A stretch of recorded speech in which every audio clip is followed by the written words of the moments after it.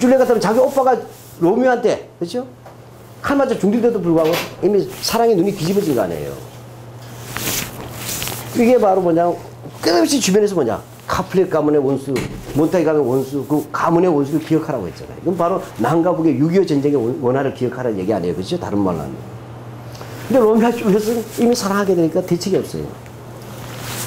그러니까 셰익스피어가 어떻게 했어요? 셰익스피어가 살려주고 싶었겠어요? 죽이고 싶었겠어요?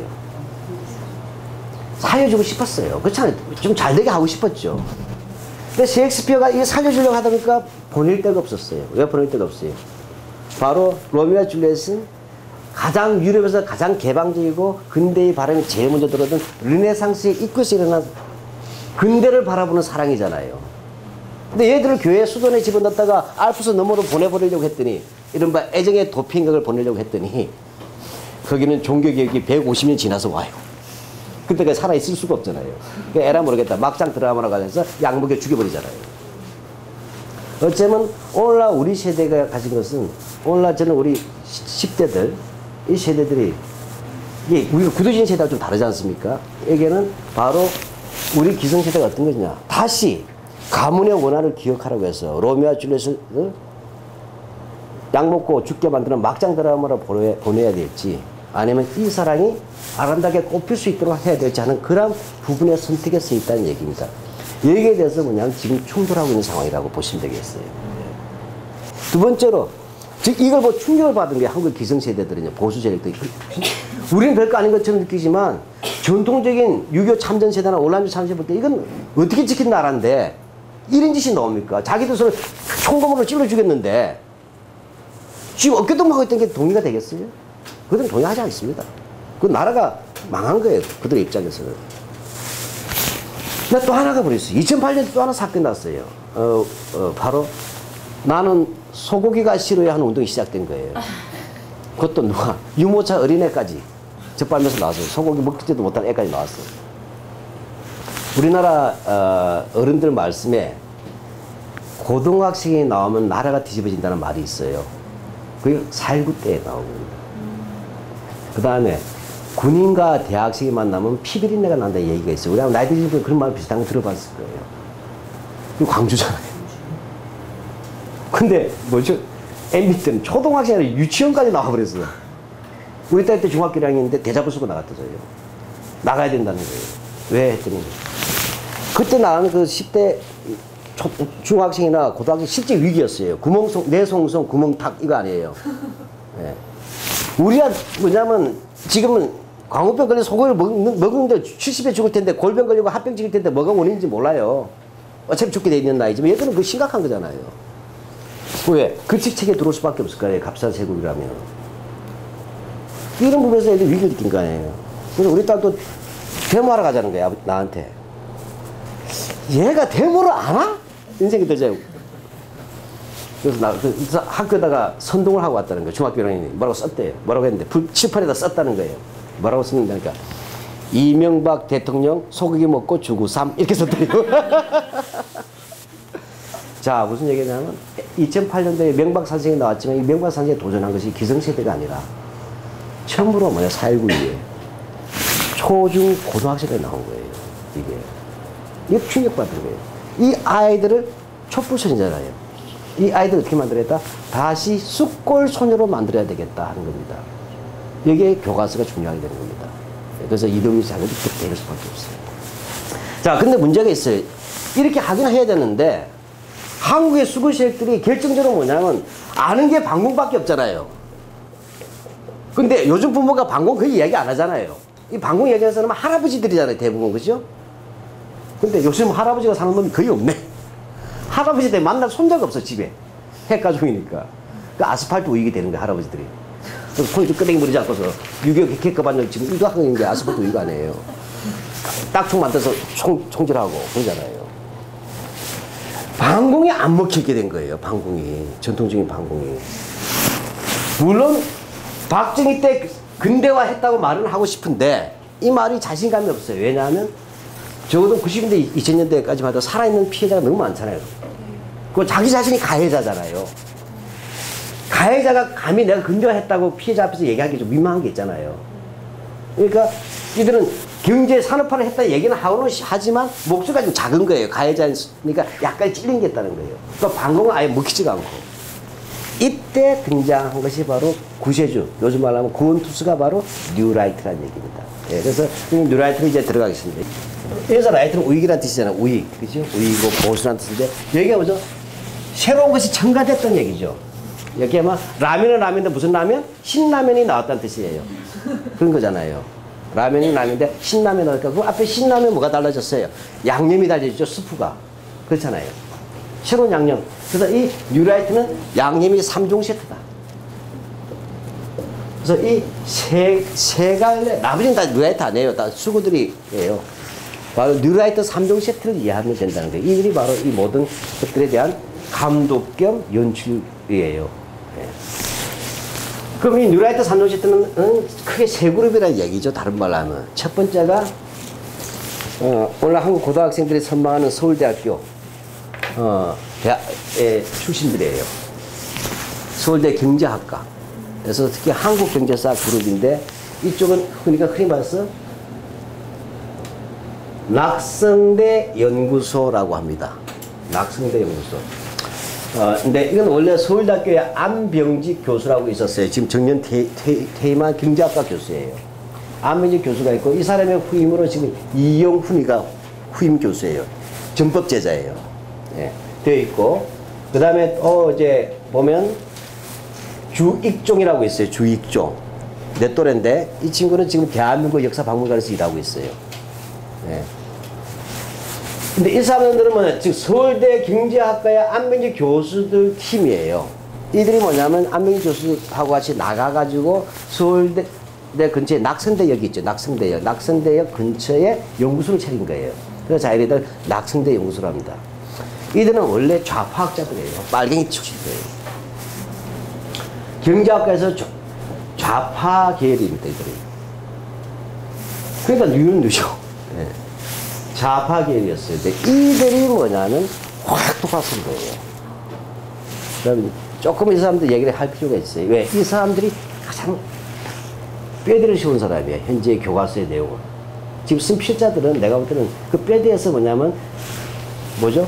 옮겨 적은 것 뿐이에요. 옮겨 적는데 그것도 받아치기를 잘못해서 뭐죠? 로댕을 오댕으로 쓴 놈들이란 거예요. 그러니까 이 사람들이 좌파인데 이 사람들 원래 있는 거예요. 원래 이 안병직 교회는 아마 386 세대에서도 학생 등을 험하게 했던 사람들. 그런 기억하는 80년대에 논쟁이 있었어요. 사회 구성체 논쟁이라는 게 있습니다. 사회 구성체 논쟁. 여기서 그거 한번 머리에 쥐가 나지만 한국 사회가 어떤 사회냐. 이 어떤 사회냐를 하는 것은 어떤 사회라는 걸 알아야 환자가 어디가 아픈지 알아야지 그게 맞는 약 처방을 내리잖아요. 그렇게 해서 그냥 논쟁이 있을 때 그런 논쟁을 주도할 때 이 사람들은 일제 식민지 시대에 대해서 뭐냐면 식민지 절반 반 봉건 사회 구성체로라는 말을 아주 어려운 긴 말을 쓴 그룹들이에요. 일제시대는 식민지인데 자본주의로 가지 않고 일제가 자본주의로 가면 많이 못 뺏어 먹기 때문에 일부러 봉건적인 것을 많이 남겨놨다. 그래서 절반 정도는 봉건성이 남아있다. 이게 식민지 반봉건 사회구성체에 빨리 얘기하는. 네. 그러다가 박힌재 선생한테 야단 맞는 거예요. 박힌재 선생한테 야단 받고 나중에 수유 고개 너머에 이진경이라고 있죠. 사회구성체론과 사회과학 방법론, 사사방이라는 책 있죠. 오래되신 분은 알아요. 이진경이 가짜다, 이거 막스주의 이론이 아니다. 이렇게 해서 이제 그래서 퇴출당합니다. 그랬더니 하여튼 나누게 했어요. 어째 이것은 좌파 이론입니다. 지금 이제 방문사회구성체를 했는데 이 사람들이 뭐냐면 이제 90년대 들어와서 마음의 심경의 변화가 일어나는 거예요. 네. 이 좌파학자들이 90년대 들어와가지고 일제시대를 주로 연구해서 경제사를 조선 후기부터 일제시대를 연구했는데 이때부터 어떻게 얘기를 하냐면 일제시대를 수탈만 보지 말고 개발도 봐야 된다라는 얘기를 하는 겁니다. 이때부터 저는 딱 이걸 보고 맛이 가기 시작하구나. 이때 이거 할 때 이미 철학적으로 좀 내가 볼 땐 철학적으로 안 맞았어요. 이론 구성이. 근데 이제 여기서 할 얘기가 아니고 저는 또 민족 문제 용서의 우리가 말해 정통 우파 조직인데. 수탈과 개발이란 말한다. 즉 뭐냐면 뺏어간 것만 보지 말고 가져갔잖아요. 개발한 것도 이제 더 뽑기 위해서 이런 얘기예요. 그러니까 두 개를 다 같이 보자는 얘기예요. 이건 함정이에요. 내가 볼 때는. 왜? 이렇게 되면 가져간 거 준 것에서 얘기할 때 뭘 가져간 거 투자한 게 뭔가를 봐야 되잖아요. 그 일본에서 뭐냐면 일본 대장성, 요즘 말로 치면 재무부죠. 그래서 투자를 많이 했다, 막 일본에서. 근데 일본이 사실은 투자를 많이 하는 건 사실이에요. 근데 35년밖에 못 먹었잖아요. 다 횟수가 안 되겠죠, 그죠? 예. 그럼 당연히 뭐냐면 플러스 마이너스로 이건 수탈이 100인데 개발이 200이었다면 마이너스 100 손해 이런 식으로 계산하는 방법이 생길 수가 있다. 이해가십니까? 이건 아예 이런 식으로 인식해보면 식민지라는 게 뭔지 안 보여지죠. 이런 오류가 이미 철학적으로 보인다는 거예요, 내가 볼 때는. 예. 근데 이거 식민지 입장에서 보면 어떻게 해요? 죄송합니다. 사탕을 먹였어. 반달곰인데. 마음에 안 드세요? 짐승이? 사탕을 먹였어. 이건 개발이잖아요, 투자. 옆에다 호수를 콱 박아서 옆구리에다 박아가지고 쫙 우루사를 뽑았어. 내가 볼 때는 투자, 그 다음에 환수잖아요. 반대로 사탕은 개발이고 이것은 수탈이라고 보입니까? 반도의 입장에서는 우루사가 쪽쪽쪽 나가는데 이게 수탈의 구조화잖아요. 이해가십니까? 지금 그런 하나의 시스템 속에서 이해를 해야 되지 않습니까? 이것을 나눠버리고 있다는 거예요. 이런 데서 흔들리고 있구나, 사람들이. 뭔가가 당황스럽게. 물론 일본에서 배운 거예요. 그래서 이 사람들은 꼭 학문의 한계가 부딪힐 때마다 일본 가서 배워왔어요. 그 다음 90년에 들어와서 이들이 중요한 책을 하나 본 적이 중진국 자본주의. 우리 오래간만에 이런 수준 높은 얘기 한번 해보시는 거죠? 예. 세상에 청년 강자가 무슨 대학 학술 강자 같아요. 게다가 강사도 족보도 없는 강사가 나오고. 중진국 자본주의라는 책을 본 적이에요. 근데 이걸 알아두실 수밖에 없어요. 이거 시민들도 알아야 되는 정도는. 제가 근데 어렵게는 안 할 테니까. 나카무라, 중촌, 나카무라, 철, 사토시라는 사람. 사토론가 하는 사람이에요. 나카무라. 이 사람이 일본의 좌파학자예요. 유명한. 일본 교토 대학교를 중심으로 한 교토 학파의 대장이에요. 막수주의 경제학에. 이 사람의 책을 번역을 합니다. 이게 중요해요. 제가 이렇게 책을 번역하는 이유는 이런 것들이 어떻게 이제 나중에 정치 이데올로기로 들어오는가 설명하려고 하는 거예요. 눈앞에서는 어떻게 나오는 거예요. 이 배우가, 현실에서는 이 배우는 안 보이잖아요. 예. 이런 거예요. 나카무라는 사람은 중국, 일본, 한국 세 나라의 경제사를 쭉 100년 동안 경제사 연구한 사람이에요. 근데 뭐냐면 왜 중국은 절반의 식민지밖에 안 되고 우리나라는 완전 식민지 되고 일본은 식민지가 안 됐잖아요. 왜 이렇게 됐을까? 그런 것들을 막 추적하고 한 사람이에요. 근데 우리 잘 알다시피 우리 죄송합니다. 자꾸 나이 차는데 40대 이상 되는 중학교 때 아마 우리나라는 개발도상국이었다 이런 말 많이 들어봤죠. 나카무라 사토는 이렇게 한 게 1970년대 이후에는 한국은 개발도상국, 디벨로핑 컨트리가 아니라 바로 중진국, 쉽게 말하면 내신 상등급에 들어왔다. 인서울에 들어갈 수 있는. 이해갑니까? 중간 레벨로 온 자본주의라는 얘기예요. 즉 개발도상국이었는데 한국의 개발도상국. 이 개발도상국이라고 하면 다른 말로 후진국이라는 뜻이에요. 후진국. 근데 후진국이 기분 나쁘다고 하니까 그래 알았다. 그러면 뭐냐 발전하고 있는 나라 해서 개발도상국 이렇게 된 거예요. 근데 뒤집어 보면 후진국이라는 얘기예요. 디벨로핑 컨트리. 이 개발도상국으로 계속 한국 이야기하고 그다음에 미국에 의존하고 있고 일본에 의존하고 있다 이런 게 있었잖아요. 종속돼 있다. 근데 이 나카무라는 그렇게 보기 어렵고 70년대 들어오면 싱가포르, 홍콩, 그다음에 한국, 대만은 이미 아시아의 네 마리의 용이 되었다. 그래서 적어도 선진 자본주의 다음에 중진 자본주의로서 후진국을 벗어났다고 얘기한 거예요. 이 책을 번역을 했어요. 이때만 해도 안병직은 사회주의의 꿈을 버리지 않은 것 같아요. 왜냐하면 앞에 이 책은 우리가 과거에 했던 경제사의 인식을 많이 무너뜨리고 있다. 왜? 늘 우리는 후진국 경제론을 가르쳤는데 한국 후진국이라고 또 미국과 일본의 총선 때를 가르쳤는데 나카무라 책을 보니까 정말 우리가 중진국 맞는 것 아시아의 네 마리 용이니까 이래서 이것을 우리 이제 과감하게 우리는 이제 앞으로 대한민국을 70년대로 중진국으로 부르지 후진국으로 부르지 않겠다는 말은 다른 말로 하면 무슨 말이 돼요? 60년대와 70년대 박정희의 경제 성장을 성장으로 인정하겠다는 뜻이 됩니다. 그것이 이해가십니까? 그렇잖아요. 후진에서 왜냐면 50년대 분명히 후진국인데 60년대 후진인데 그건 박정희밖에 돼 있어요. 중진으로 같은 것은 이런 것이 자동적으로 들어오게 된 거란 거예요. 그래서 박정희식의 경제 성장을 이제는 뭡니까? 우리가 그전에는 빈익빈 부익부라든지 이런 거 많이 썼잖아요. 이렇게 뭐죠? 실제 성장했다는 자체를 또 인정하고 보자고 이렇게 하는 생각으로 바뀌는 거예요. 그럼에도 안병직이라는 사람은 사회주의에 대한 희망을 버리지 않았어요. 안타깝게도 이 책은 중진국 자본주의 이후에 한국 자본주의가 어디로 나아가야 될지, 어떤 새로운 사회로 이행해야 될지에 대한 구체적 지침이 없다는 점이 아쉽다. 조만간에 나쿠무라 선생이 이 문제에 대해서도 아마 교실을 줄 것으로 기대한다 해서, 그럼 뭐죠? 중진국 자본주의지만 또 다른 새로운 사회라는 건 사회일 수 있잖아요. 그렇죠? 이행이란 말은 옹립하는 거잖아요. 라고 했어. 그러니까 내가 볼 때 뭐죠?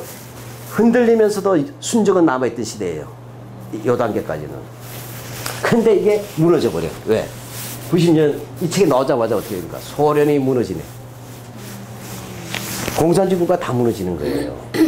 이것은 뭐냐면 제가 유식하게 표현하면 사회주의의 세계사적 패배가 일어나고 있는 거예요. 이것은 자본주의 국가로 이야기하면 도미노 현상. 한 나라가 공산화되면 다른 나라도 도미노 쓰면 공산화된다는 베트남 사태하고 반대로 역도미노. 한 나라가 자본주의 되면 다른 나라 공산주의 국가도 자본주의 국가가 된다는 역도미노 현상이 되고, 또는 앵겔스의 말을 빌리면 사회주의의 세계사적 패배가 일어나는 현상이에요. 이 부분에서 충격을 받은 거예요, 이 사람들이. 충격 받을 수 있죠. 그렇죠? 어떻게 해서 자기가 믿었던 시스템이 눈앞에서 하나씩 무너지잖아요. 소련과 동독이 무너졌다는 큰 충격이었던 거예요. 동독 같은 사회주의 국가 내에서 가장 GDP나 GNP가 제일 높은 나라예요. 꽤 소득수준이 높았던 나라가 무너진 거예요. 또 소련을 말할 것도 없고. 이런 속에서 뭐냐, 이들이 정리를 합니다. 그래서 정리를 했어요. 내가 이걸 이 사람들 핵심이기 때문에 길게 합니다. 뭐죠? 이 일이 아닌가 보다라고 정리하는 거예요. 즉, 사회주의는 자본주의에 대해서 패배했다고 이들은 정리를 해버립니다. 그래서 어떻게 했냐. 이제는 오랫동안 몇백 년 동안 사회주의와 자본주의가 대결을 해왔지만, 결과적으로는 사회주의는 철저하게 패배했는데 두 가지에서 패배했던 거. 하나, 경제에서 패배했다는 거, 못 살게 했고, 두 번째 뭐죠? 스탈린주의 했잖아요. 독재로 갔다, 스탈린주의. 민주주의에 있어서도 패배하고, 그 다음에 경제에서도 패배했다. 따라서 뭐냐? 이제 뭐냐? 사회주의는 더 이상 인류 사회의 대안이 되지 않는다. 결과적으로 자본주의야말로 인간 사회가 등장한 이래로 최선의 사회 시스템이라고 공식 선언을 하게 됩니다. 그래서 이제 뭐가 남았어요? 이젠 자본주의가 이제 사회주의는 없죠. 이제 더 이상 사회주의와 자본주의 투쟁은 없다는 거예요. 여기서는 독재 대신 자본주의는 자유민주주의로 왔다고 봐요. 경제는 이제 앞장섰고. 따라서 뭡니까? 이게 바로 프란시스 후쿠야마라는 사람이 쓴 책 역사는 끝났다고 같은 내용이에요. 프란시스 후쿠야마는 이제 더 이상 사회주의 도전은 없다. 이제 도전자가 없이 새로운 도전이 없으면 챔피언은 영원히 챔피언을 짱 먹는 거 아니에요. 스스로 자기가 발전해 가야 되는 거예요.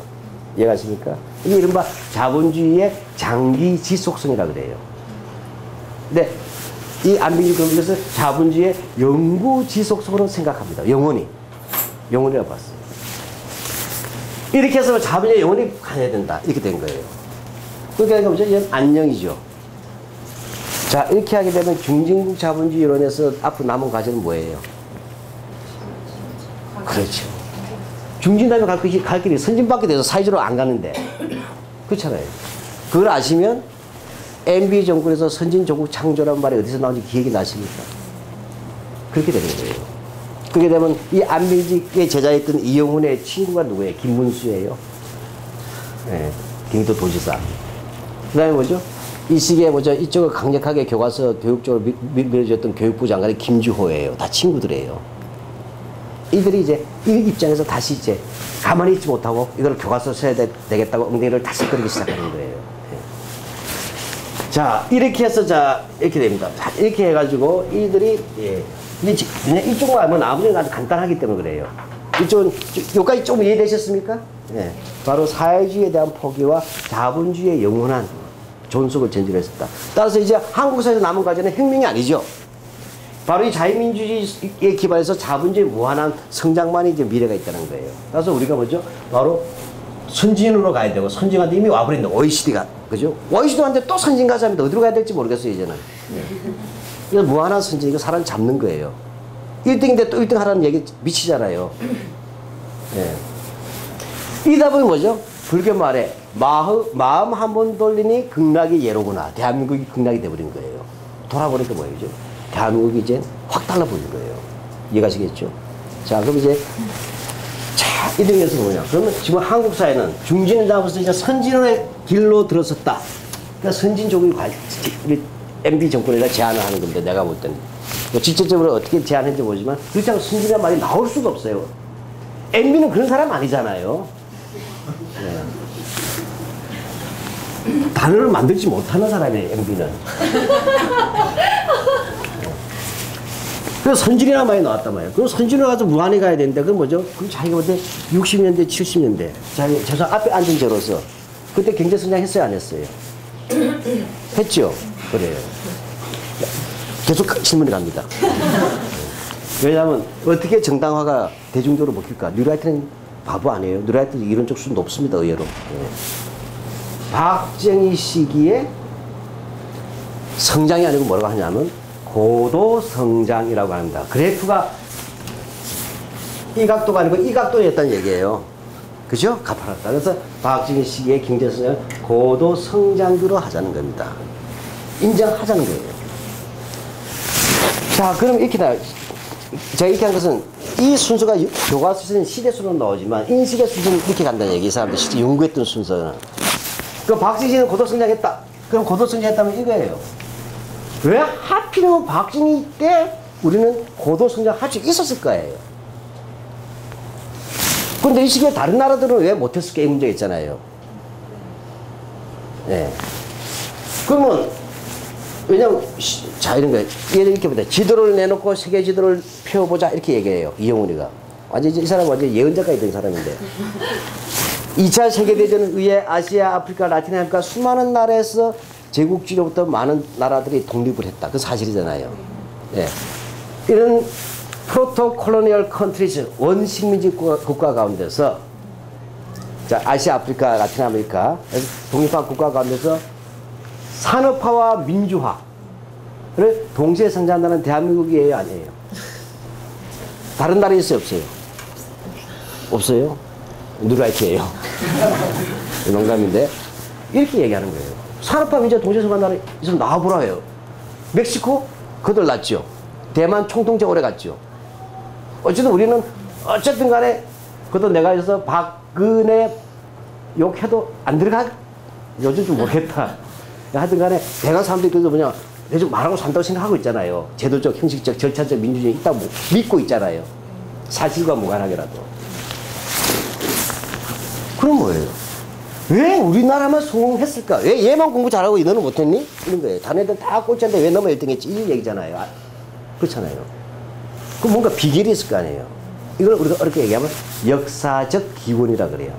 이 고도 성장의 역사적 배경이 무엇일까? 라고 보는 거예요. 그때 이 사람들이 일제시대 연구했거든. 그래서 일제시대로 돌아간 거예요.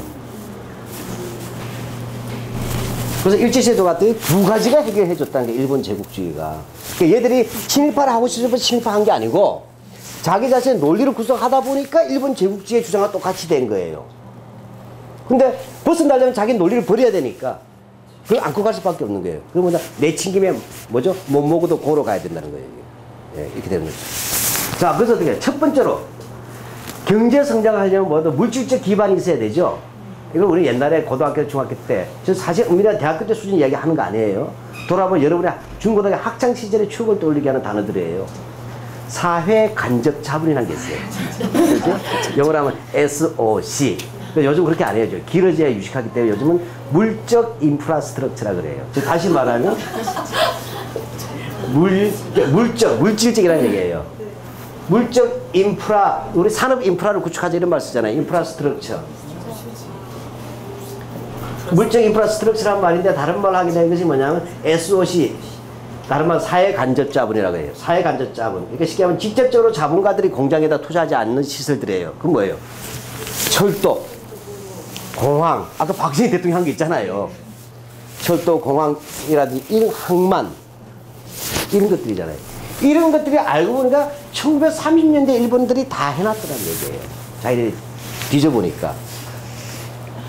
기분 나쁘지만 이렇게 얘기해요. 그 기분 나쁘지요. 일본이 해줬다니까. 왜? 아, 물론 일본 애들이 철도를 깔아준 것은 지들이 해먹으려고 깐 건 사실이다. 근데 일본은 금방 망해서 돌아가 버렸잖니. 이해갑니까? 철도가 어디 가냐? 이렇게 묻는 거예요. 그걸 다 우리 한국인들이 다 활용해서 경제수행 했잖아. 그러니까 일본이 철도를 깔아줬다고 쪽팔려 하지 마라. 한국인들이요. 이런 거예요. 그래, 니들이 깔아줬어. 그러나 뭐지? 깔아준 건 고마워. 그러나 우리는 이 철도를 가지고 당당하게 조국 근대의 대동맥을 완성했다. 떳떳하게 일본에게 그렇게 말해주면 되지. 왜 쫄고 컴플렉스 갖냐 이거예요. 이해가시겠어요? 그 오히려 못 킬 수가 있죠. 네. 그래서 이제 시간이 없어서 철도 이들의 말이 얼마나 사기인지는 제가 오늘은 다 못합니다. 네? 그걸 얘기하시죠. 좀 이따가 시간 되면. 왜냐면 너무 심각한 것들이 많아요. 근데 이 구조를 먼저 아시는 게 중요한데 어떻게 그래야 책을 읽을 때 이 책에서 나오는 이 주장이 어디 맥락에서 나오는 게 애들이 그걸 알아야 돼요. 바로 이게 일제시대에 이루어졌던 물질적 인프라스트럭처가 철도, 공항, 항만. 여기가 흔히 말하는 박정희 때 호남평야 전라도 사람을 차별했다는데 그 말도 안 된다는 주장이 있잖아요. 그 이유는 일제 때 이미 뭐냐 호남평야 경제정리 일본이 다 해줬기 때문에 이런 얘기예요. 쉽게 말하면 지역차별 관계가 없었다 이런 얘기하는 거예요. 이런 말이 다 연결된다는 얘기예요. 두 번째로 사회가 이제 물질적인 기반만 이루어지면 안 되고 사람들이 만들어져야 돼요. 그죠? 쉽게 말하면 기계에서도 공장을 돌릴 수 있는 능력이 있어야 되잖아요. 그래서 뭐냐면 이걸 또 길게 얘기해 인적 인프라스트럭처라고 하겠죠. 사람. 인적 인프라스트럭처. 그래서 두 가지를 얘기하는 거예요. 바로 교육입니다. 교육. 그러면 이제 뉴라이트 2008년도 교과서도 마찬가지고 이 현재 교학사 교과서도 그 틀에서 나오고 있어요. 살짝 고치긴 했지만. 뭐냐면 그래서 2008년도 게 보다 본질적입니다. 원색적이라는 얘기예요. 쉽게 말하면 자기 속내를 다 까발린 것이고 이 교과서는 검정 통과 때문에 뺑기치를 한 거예요. 근데 뺑기치를 뺏겨보면 똑같다는 얘기예요. 색깔이. 일제 말기에 취학 정년기, 그러니까 그 당시 취학할 때는 우리가 보통 민도 있죠. 교육을 할 때는 요즘은 고등학교를 측정할 거 아니에요. 그죠? 근데 일제시대를 민도를 얘기할 때 교육 민도를 얘기할 때는 보통 학교, 초등학교를 가지고 하겠죠. 초등학교 가기 어려웠잖아요. 네. 그래서 뭐냐면 취학 정년기의 아동 중에 40%가 학교를 다녔다는 거예요. 굉장한 거예요. 일제 말기에. 나는 그 통계를 믿을 수가 없어요. 도저히. 그래서 저는 다시 한번 조사해 보려고 그래요. 일단 그 주장을 받아들이자고요. 근데 그 통계 가지고 얘기를 하니까. 자, 이걸 보라는 거예요. 자, 그럼 뭐죠? 프랑스의 베트남. 아예 학교가 정글에다 세우지도 않고 가봤자 길도 잃어버려요. 그렇잖아요. 안 가르쳤잖아요.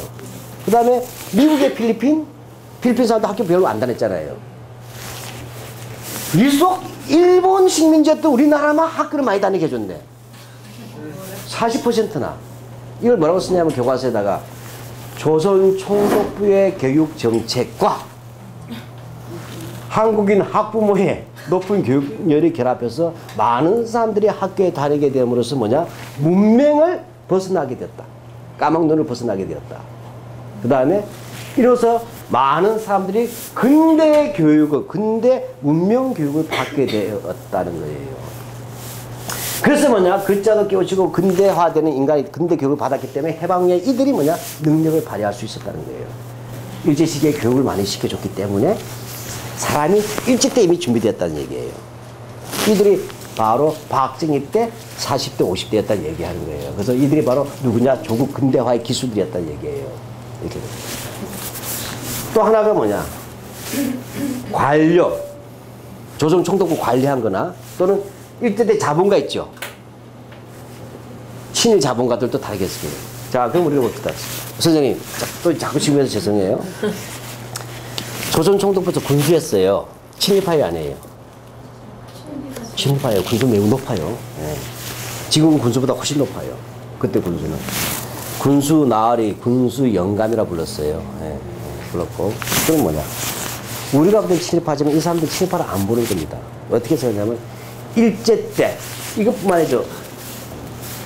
일제 때, 우리 징병징용관 시대 있죠. 1940년대. 어떻게 쓰냐 하면, 일제 말 징병징용이 이루어져서 무슨 일본인들은 먼저 끌려갔잖아요. 그다음 이제 조선인들이 끌려가는 거니까.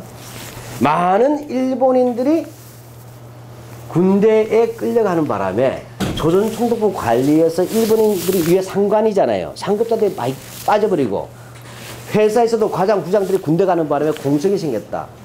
따라서 뭐냐? 이렇게 하면서 조선인에게도 신분 상승의 기회가 생겼다고 쓰고 있어요. 지금 우리는 징병진화하게 되면 그죠? 위안부 문제, 이거 고통을 얘기해야 되잖아요. 근데 이 사람은 그걸 보지 않아요. 이렇게 해서 일본 사람이 빠진 바람에 내가 과장으로 승진할 수 있다는 얘기예요. 또는 군수로 올라갈 수 있다. 이해갑니까? 관리에서 높은 데 올라갈 수 있다. 이렇게 해서 기회가 주어졌다고 해요. 기회가. 교과서를 보면. 따라서 먼저 이때 이들이 뭐냐면 조선총독부에서 관리를 하면서 높은 직책을 했다는 거예요. 하다 보니까 뭐였다? 이때 조선총독부 관리가 됨으로써 국가를 운영하던 경험이 갖추어져서 해방 이후에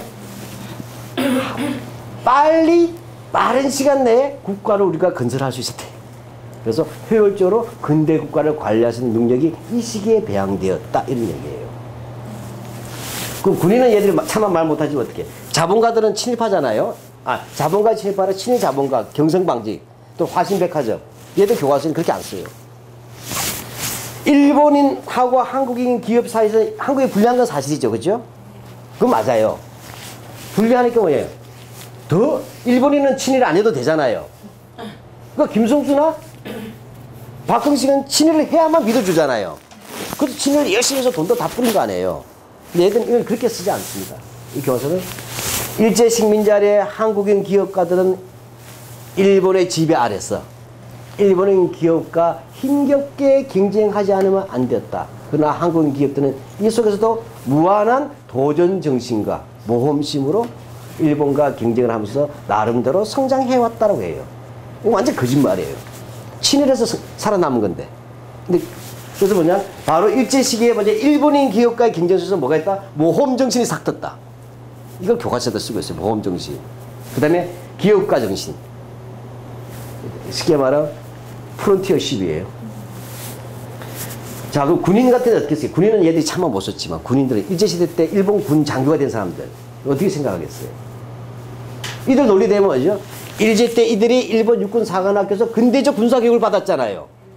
그때 와서 만주에서 빨치산 토벌 했죠. 이때 만주의 빨치산의 상당수는 좌익이자 김일성도 있었고, 그죠? 그 다음에 김책도 있었고, 이렇게 있었단 말이에요.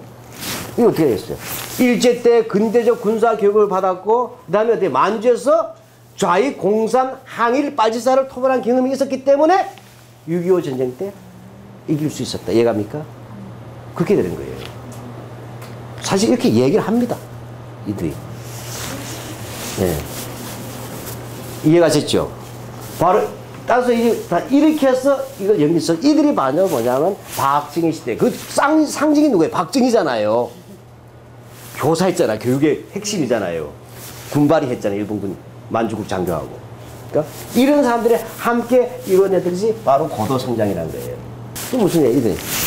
따라서 이 박정희 시대는 어떻게 될까? 박정희라는 탁월한 지도자와 그 다음에 합리주의적이고 유능한 관료들, 이 관료들은 일제 때 전부 다 조선총독부 관리하던 사람들 거의 대부분이. 그게 아니라 미국 유학 출신들이고. 그 다음에 뭐죠? 기업가들의 도전 정신과 그 다음에 뭐죠? 우리 아버지도 끼워내야 되죠. 즉, 지도자를 중심으로. 그 다음에 뛰어난 관료들. 일제 때부터 국가 운영 경험을 가진 관료들. 그 다음에 일제 때 일본의 기업과 경쟁하면서 도전 정신에 넘치는 풍부한 기업가들. 그 다음에 우리도 끼워내야 돼. 우리 엄마 아버지도 끼워지니까. 그리고 이름 없는 보통 사람들의 땀과 눈물이 만든 것이 오늘날 조국 근대하고 이것이 바로 우리들의 대한민국이다 얘기를 하는 거예요. 그래서 정리가 돼버렸어요. 그래서 우리 엄마 아버지들 뭐예요? 감동 먹어버려요. 자, 근데 여기서 문제가 이승만이 남았죠? 이승만 정리하면 이제 어려운 고민 다 끝나요. 예. 이승만 또 물어봐야지. 북한이 잘 살아요? 남한이 잘 살아요? 유튜브 찍히고 있습니다. 남한이 잘 살아요? 북한이 민주주의예요? 남한이 민주주의예요? 길게 생각하면 의심합니다. 네? 남한이 잘 그렇죠. 이런 거예요. 아주 간단한 이데올로기예요. 이미 세계사적으로 사회주의는 자본주의에 패배했죠. 체제적 경제 패배했어요. 이제는 시야를 좁혀서 한반도로 또 초점을 맞춰보자. 남과 북의 허리가 반동을 나고 이때 북한과 대한민국을 같이 비교해 보자는 거예요. 그렇게 하는 거예요. 그럼 뭐죠? 제가 아주 명쾌하게 질문하고 명쾌하게 대답했잖아요. 다르게 대답하는 사람 있어요, 여기서? 쉽지 않을 거예요, 그죠? 예. 그럼 뭐예요? 이때 얘기해요. 봐라. 그래, 남북한을 봤을 때 북한은 빵도 못 주고 세상에 백성을 굶겨 죽여 이렇게 얘기하는 거예요. 아주 간단해요. 그죠? 지금 백성도 굶기 중에 나라야 이렇게 하는 거예요. 허구한나 쌀이나 달라 그러고 허구한나 옥수수나 달라고 하고 그렇잖아요. 안 주면 대포나 쏠라 그러고 이렇게 되는 거예요. 그 다음에 게다가 3대 세습이 뭐냐. 우리는 2대밖에 안 하는데 또 건너뛰어서 2대 했는데 쑥스러웠어. 이런 거예요. 뭐예요? 산업화, 빵도 못 주는 나라예요. 그죠? 그 다음에 민주화 이렇게 가는 거예요. 왜냐하면 항상 이 엄친아가 빈달려면 뭐예요? 옆에 꼴뚱한 사람이 있어야 돼요. 그죠? 대비를 시키는 걱정의 대비가 필요한 거예요. 그래서 북한이 들어오는 겁니다. 이거 봐라. 그럼 또 이제 최후의 질문에 이제 더 이상 질문이 없어요. 자, 이건 뭐냐면 지금 뭐냐. 제가 이렇게 하지. 이것이 바로 중고등학교 선생님들이 이렇게 하자고 더 쉽게 이걸 전달하겠죠. 북한이 잘 살까요? 못 살까요? 뭐냐. 이게 교과학사 교과서에 나온단 말이에요. 어떻게 나오겠어요? 1960년대는 북한이 더 잘 살았잖아요. 그러니까 그 시기는 안 나와. 1970년대, 1990년대까지 있죠. 남북한에서 굶어 죽은 사람 숫자 통계가 나와요. 누가 많이 더 굶어 죽었을까요? 이게 교육에 할 소리입니까? 그 다음 그쪽에 오독 수용소 나와요. 근데 탈북 조선인, 북한 동포가 쥐고기 먹는 사진을 집어넣었단 말이에요. 이해갑니까? 왜 아하지만 중고등학교 뭐가 있어요? 이 사진 보고 잘 살아야 못해 이렇게 물어볼 거 아니에요. 끔찍해 이렇게 될 거 아니에요. 자, 그럼 묻는 거예요. 왜 북한은 산업화가 미주다보다 우리는 다 됐을까요? 왜 북한은 못 살았게 되었을까요? 대한민국하고 차이가 뭐죠? 네? 조금만 크게 해보세요. 이게 중요한 거예요. 그렇죠. 봐요. 다 하나. 북한은 사회주의 택했기 때문이에요. 남한은 자본주의 택했기 때문에 이것밖에 차이가 없잖아요. 자, 이젠 우리 해방집으로 가볼까요? 이렇게 되면서 이승만 이야기를 하러 가는 거예요. 그래서 뭐냐면, 잘 보세요. 그 당시 뭐 이들이 어떻게 하는 거야? 그 당시 뭐냐면 이미 북한은 소련의 미소군주할 이들은 소련은 교학생이 있겠어요. 소련은 북한을 점령했고, 미국은 남한의 진주였어요. 단어가 달라. 네, 아주 단어를 달겠어요. 이미 북한은 뭐냐, 소련의 지령 아래 김일성 같은 빨갱이들이, 그죠? 이렇게 장악을 해가지고 되어 있고, 그것도 부족해서 이미 남한은 뭐죠? 남로당, 박헌영이라는 수괴가 있어가지고, 남로당이 있어서 지하당을 만들어서, 그 다음 뭐죠? 막 화합 일으키고, 그 다음 10월 대구 폭동 일으켰다. 10월 폭동. 우리 대구 10월 항쟁 또는 뭐 여러 가지 용어가 있지만, 또 4.3 일으키고 있다. 제주도에서. 그래서 그대로 뒀으면 이 남한 한반도 남쪽조차도 결과적으로 적화가 될 뻔했다는 거예요. 자, 그냥 정말 재밌습니다. 자, 이렇게 해서 만일에 이제 수행평가 가져요. 그래서 북한이 남한을 통째로 그 당시 48년도에 먹어서 북한이라는 한 나라가 됐다면 지금 우리는 어떻게 살고 있을까요? 오독수용소 사진 보여주면서. 그렇죠? 이해갑니까? 이런 거예요. 그게 뭐냐? 겉봐라. 그때 뭐냐면 우리가 흔히 이승만을 분단의 주범, 독재 이렇게 얘기하자면 그렇게 부르지 말라는 거예요. 이미 이런 속에서 남한만이라도 적화되면 안 된다고 보고 남한만이라도 지켜야 되겠다 해서 탁월한 국제적 정세와 안목과 배짱으로서 이승만 대통령은 과감하게 남한이라고 하게 된다 해서 정읍발언, 남한 단독 정부 만들자는 게 최초 발언한 거예요. 읍발언하면서 남한을 지켰다는 거예요. 제갈공명보다 낫다는 거예요. 제갈공명은 위초고 천하를 3분의 1로 나눴잖아요. 이승만은 2분의 1밖에 안 나누잖아요. 딱 절반을 나누죠. 이렇게 해서 뭐죠?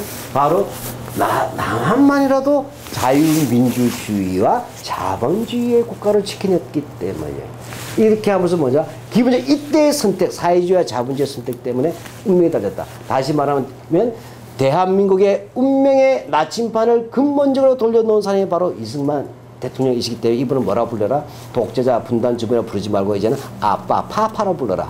그래서 국부예요. 그래서 국부 이승만이 되는 겁니다. 그래서 뭐냐? 결국 이승만이야말로 자본주의와 자유민주를 만들어냈고, 그죠?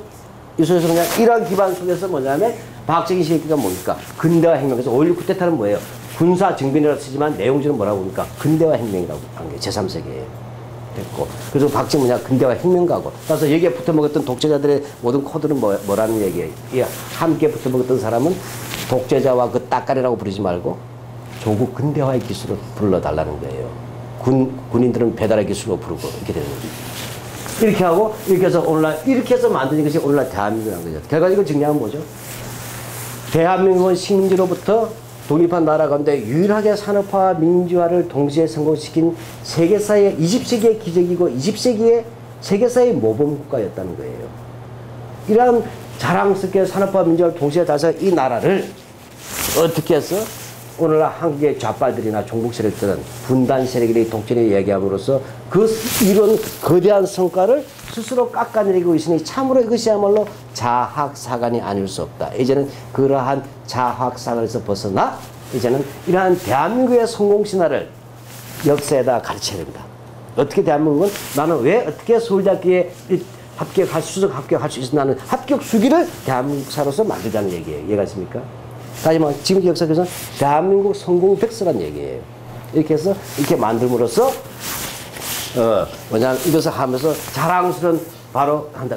그러면서 젊은이들의 이런 문제 대상 우리는 왜 하필이면 태어나도 분단국가에 태어났을까? 하필이면 독재가 겼을까? 이런 쓸데없는 자학사관에 빠지지 말고 이제는 우리는 OECD 국가까지 올라갔던 세계사의 기적의 국가의 국민이고 따라서 너희들은 이제부터 배낭에다가 태극기를 붙이라는 거예요. 붙이고 전 세계를 배낭여행에 다니면서 Who are you? 하면 I'm Korean. 나는 자랑스러운 대한민국 프라우드 코리안.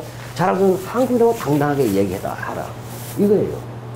그러면서 너희들이 하나 기억해라. 그러나 내 뒤에 이 무거운 짐 뒤에는 말없이 쓰다가 우리들의 어버이 세대들의 땀과 눈물이 있었다는 것을 하는 어버이 신화 이렇게 가는 거예요. 이게 안 먹힐 것 같아요? 먹히죠. 먹힙니다.